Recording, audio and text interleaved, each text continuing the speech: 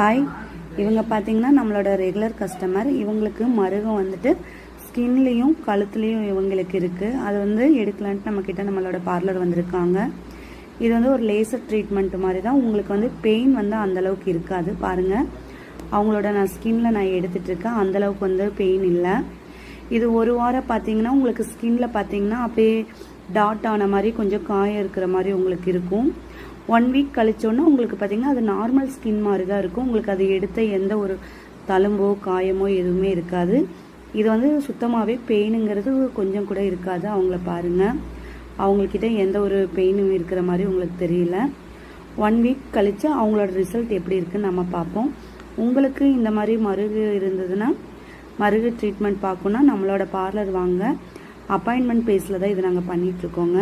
உங்களுக்கு வேணால் என்னோடய நம்பருக்கு கால் பண்ணுங்கள். கால் பண்ணிவிட்டு வாங்க. இதான் அவங்களோட ஃபைனலோட லுக். அவங்களோட ஸ்கின்ல பாருங்கள்.